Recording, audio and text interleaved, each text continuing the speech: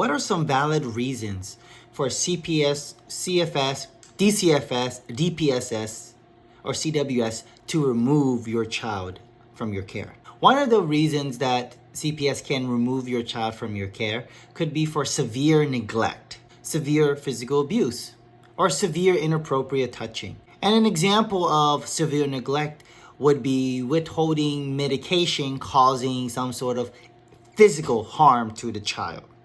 Another example could be severe domestic violence between one and another party, the mom and the dad, and a child was nearby and the child is able to articulate the gruesome activities, whether it's physical altercation or the details of the discussion, but also if a child is able to articulate certain details regarding the domestic violence and indicating that there's some sort of trauma. Another form of the basis for CPS to remove would be if there is severe physical abuse, such as bruising, marks from excessive physical discipline. However, even though that may be a reason for removal, it does not mean that CPS cannot exercise alternative options for removal. And most importantly, because of this new Senate bill that came into place, I believe on January 2024 that it became enacted, 24-25, CPS now is required to implement in or do the assessment, something called a trauma analysis